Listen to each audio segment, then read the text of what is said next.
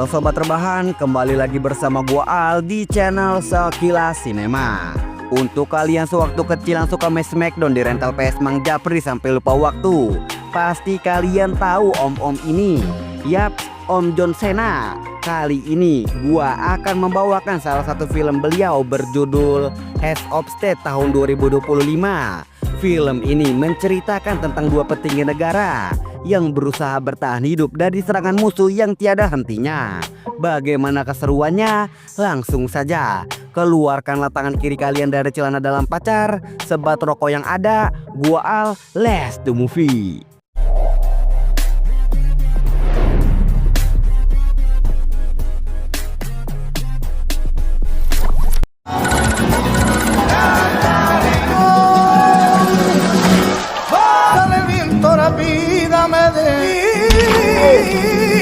Berlatar belakang di Spanyol, tepatnya pada saat perayaan La Tomatina, di mana orang-orang saling melemparkan tomat satu sama lain.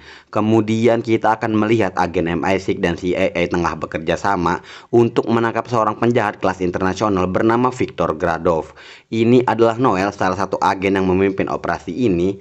Saat mereka melihat seseorang yang diduga Gradov, mereka mencoba untuk melakukan pemindaian wajah. Namun karena sistem mereka pada saat itu tidak terlalu baik, mereka meminta izin untuk menggunakan Echelon, salah satu jaringan intelijen global. Tapi sayangnya tak lama kemudian gabungan agen MI6 dan CIA pun mendapatkan serangan yang membuat semua orang yang bertugas harus gugur. Dan juga sistem Echelon berhasil diretas oleh salah seorang ahli bernama Arthur.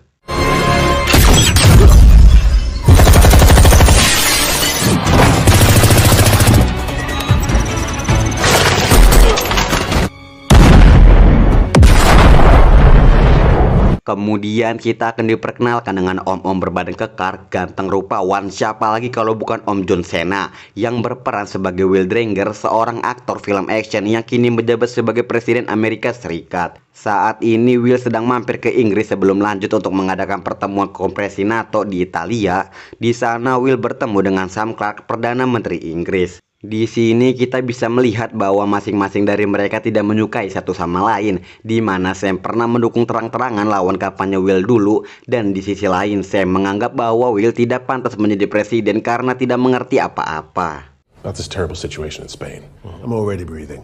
Kemudian mereka berdua pun mengadakan sesi wawancara dengan para reporter. Namun wawancara tersebut berjalan cukup panas, di mana Will dan Sam sempat saling merosting personal satu sama lain. Selesai wawancara, mereka pun kembali berdebat. Namun masing-masing penasihat mereka mencoba untuk meredakan mereka dan menyarankan mereka untuk terlihat akrab di depan publik dengan cara pergi bersama ke Italia menggunakan Air Force One, pesawat kepresidenan tercanggih di muka bumi ini. You can break Mach 1 pulling corners like an F-15. Di sisi lain, inilah Viktor Gradov, salah seorang kriminal kelas internasional yang sangat dicari. Saat ini Gradov terlihat sedang memarahi salah seorang bawahannya karena telah melakukan sedikit kesalahan pada awal film tadi. Sedikit, tapi lihat Gradov menghukum bawahannya dengan sangat amat kejam. Everything that happens for the best. Kembali ke Will dan Sam, di mana saat di dalam pesawat pun mereka masih saja saling berdebat dan saling meledek satu sama lain. Di sisi lain pesawat, tiba-tiba ada seorang koki yang menyerang tempat sistem keamanan pesawat, memutus jaringan komunikasi, dan setelah itu tiba-tiba ada pesawat lain yang muncul melakukan penyerangan habis-habisan ke pesawat Air Force One.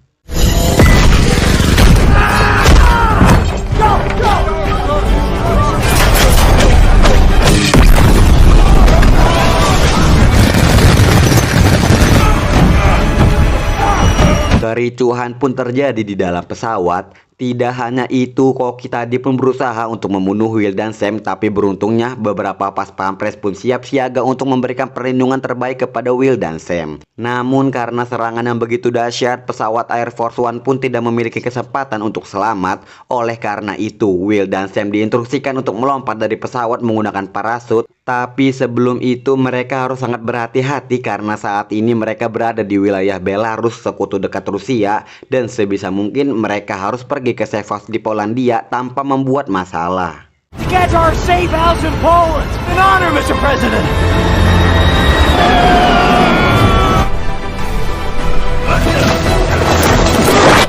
Berita mengenai jatuhnya pesawat Air Force One pun langsung menyebar ke seluruh penjuru dunia dan dunia mengira bahwa Will dan Sam ikut tewas dalam kecelakaan tersebut. William Derringer, Prime Minister Samuel, an emergency session of Parliament is convening to discuss. Kembali ke Will dan Sam yang mendarat di tengah hutan, mereka pun menyiapkan rencana untuk segera keluar dari Belarus menuju Polandia. Namun tetap saja, meskipun di situasi seperti ini, sifat kekanak-kanakan mereka masih juga tidak hilang. Call my family to let them know I'm okay. Rip that tree out and beat me to death of it. Scene pun kemudian beralih ke Italia di mana para petinggi NATO berniat untuk memperbarui sistem keamanan Echelon dan juga saat ini Wakil Presiden Amerika Serikat Elizabeth menggantikan posisi Will untuk memverifikasi sistem keamanan. Namun saat proses tersebut sedang berlangsung, Arthur berhasil masuk ke jaringan Echelon dan juga Arthur berhasil mengendalikan Echelon sepenuhnya. Alpha, Charlie, Zulu, Tango. 2-1.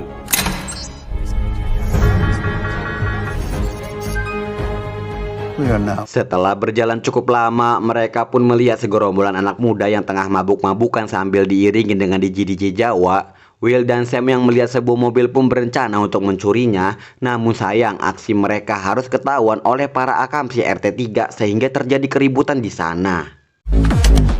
Cinema is the international language.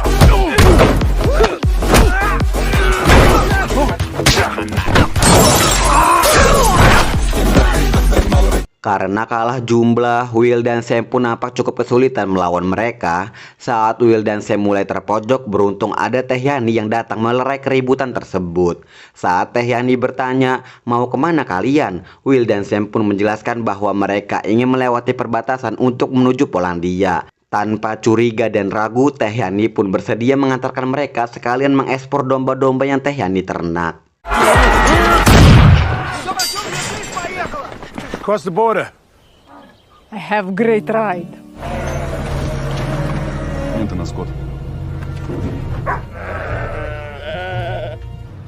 Mr. President.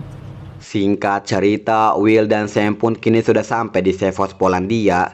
Di sana mereka pun disambut baik oleh salah satu agen bernama Marty. Tapi yang mereka tidak tahu adalah Gradov berhasil mengetahui keberadaan mereka melalui CCTV gedung tersebut. Oleh karena itu, Gradov segera menyuruh anak buahnya untuk melakukan penggerebekan. 2 guests. Awesome, let's go! Oh! Di dalam sana, Marty pun menceritakan semenjak jatuhnya Air Force One keadaan dunia sangat kacau. Sistem Echelon yang diretas pun menimbulkan banyak masalah, di mana data-data mengenai misi, pengaruh NATO terhadap dunia, bocor ke masyarakat sehingga menimbulkan perdebatan antara para anggota NATO. Dan Amerika Serikat disalahkan pada kasus ini. It ain't exactly a coincidence if you ask me. Exposing decades of covert activity among. Kemudian benar saja beberapa bawahan Gradov terlihat sudah mengepung tempat Will dan Sam saat ini. Marty pun kemudian segera mengambil tindakan dengan memberikan Will dan Sam senjata untuk berjaga-jaga. Setelah itu berkat strategi yang Marty buat, Marty berhasil membunuh beberapa bawahan Gradov. Tapi sayang, Marty juga harus mengorbankan nyawanya untuk membiarkan Will dan Sam pergi dari sini.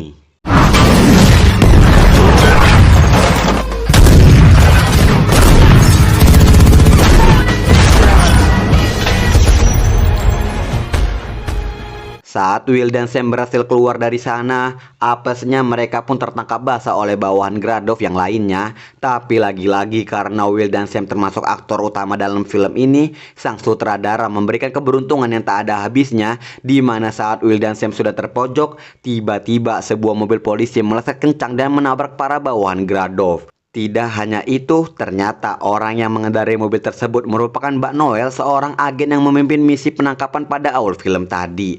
Loh. Drop your guns! Sam? Disinilah maksud Gradov berusaha untuk membunuh Will dan Sam adalah ini merupakan balas dendam Gradov atas kematian anaknya. Singkatnya, anak Gradov sedang mengembangkan sebuah nuklir yang bisa mengancam keseimbangan dunia. Hal itu diketahui oleh NATO berkat Echelon yang berhasil mendeteksi beberapa transaksi pasar gelap yang dilakukan oleh Gradov.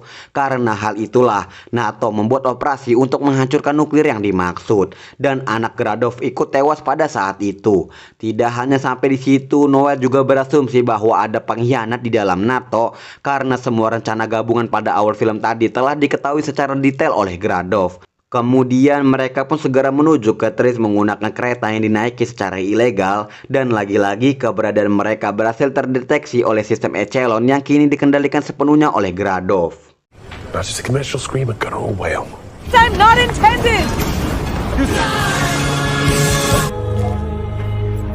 Di perjalanan kereta tersebut, kita juga mengetahui sebuah fakta bahwa ternyata Sam dan Noel dahulunya pernah menjadi sepasang kekasih. Tak lama kemudian, Arthur dan seorang bawahan Gradov pun datang ke sana sambil menodongkan senjata. Namun entah kenapa, Arthur tiba-tiba saja memihak Will dan Sam dengan membunuh rekannya sendiri. Tapi pada saat itu, Arthur juga sempat terkena tembakan. Setelah itu, Arthur pun menjelaskan bahwa dirinya hanya dimanfaatkan oleh Gradov.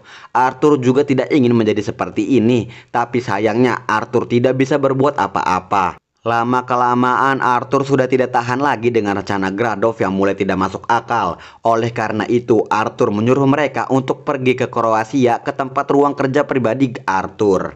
Arthur juga memberikan kode kepada Will agar bisa mengakses sistem jaringan yang Arthur buat, dan di sanalah mereka akan mengetahui pengkhianat di dalam NATO.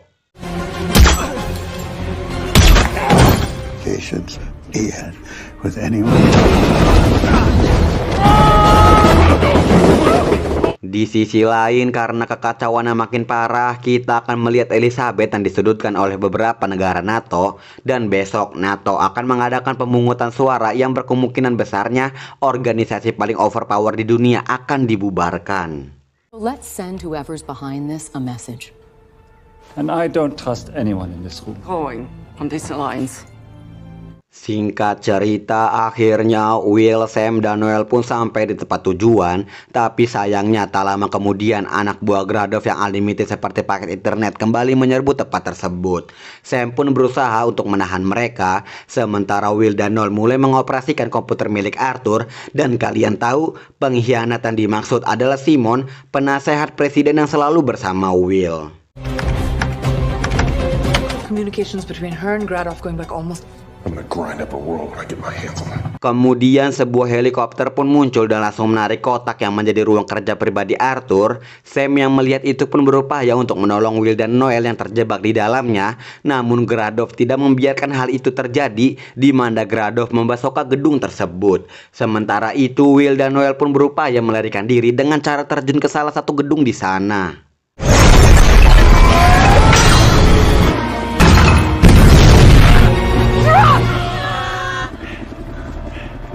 Singkat cerita, setelah mengetahui semuanya, Will pun menelpon Elizabeth dan segera memberitahu kebenarannya serta pengkhianat di dalam NATO. Will pun menyuruh Elizabeth untuk segera mengirimkan jemputan. Holy Kirk, Bradshaw's behind this. Saat jemputan tiba, ternyata pengkhianatnya bukanlah Simon, melainkan Elizabeth, wakil William itu sendiri. Nah loh, di dalam mobil tersebut, Will dan Noel pun mencoba untuk memberikan perlawanan, dan di sisi lain banyak bawahan Gradov juga yang ikut mengejar Will. Tapi Sam tiba-tiba muncul dengan mobil bomba untuk mengcover Will dan Noel. Disinilah adegan kejar-kejaran epic ala Fast and Furious pun terjadi.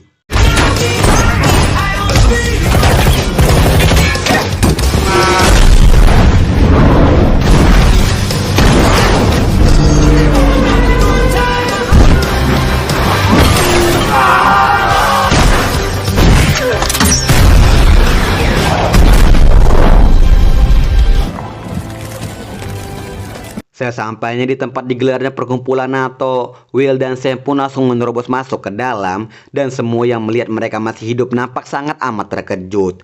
Karena semua kejadian yang telah mereka alami, kini mereka terlihat sangat kompak dalam menyampaikan pidato tentang betapa pentingnya NATO bagi semua negara yang bekerja sama. Dan juga Will memberitahu pengkhianatnya di depan publik bahwa Elizabeth lah yang menginginkan NATO bubar, dengan alasan bahwa Amerika tidak butuh mereka dan mereka hanya menjadi penghambat bagi Amerika Serikat. Saat Elizabeth tengah asik mengoceh mengenai alasannya, tiba-tiba, I get it. We send our people to die. Ya, Gradov pun berada di gedung tersebut dan langsung menyerang semua orang yang ada di sana. Seorang diri melawan satu dunia. Adrenalin yang benar-benar adrenalin.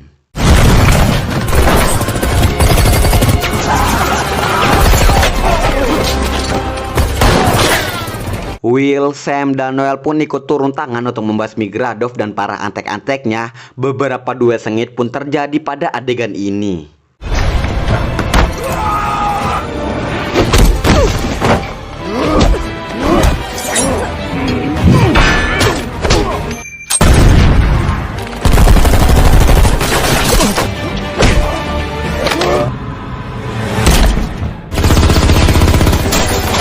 Back up. Hingga puncak final battle-nya, Will dan Sam bekerja sama untuk melumpuhkan Gradov yang telah berada di atas helikopter. Kerjasama ini mengorbankan Sam sebagai umpannya, dan Will melemparkan patung cupid Dewa Cinta sambil diiringi salah satu lagu dari musisi favorit gua, Elvis Presley, yaitu Can't Help Falling in Love.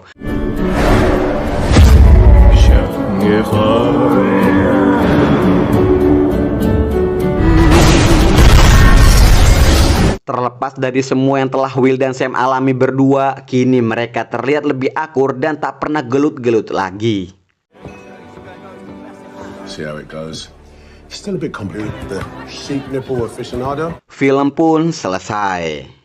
Secara keseluruhan, Heads of Steel ini merupakan salah satu film yang setelah menontonnya gua like banget. Gabungan komedi dan actionnya juga pas ditata sangat rapi. Jadi dengan durasi 2 jam tidak boring gitu nonton film ini. Kalian tonton deh secara langsung. Sehingga pesan yang bisa kita ambil dari film ini adalah orang yang bisa menerima kita, menemani kita, bisa jadi adalah orang yang pernah kita anggap sebagai musuh. Saya mewakili seluruh Mimis Kelas Sinema mengucapkan terima kasih dan sampai jumpa di video selanjutnya. Thank you everybody. Sobat Rebahan.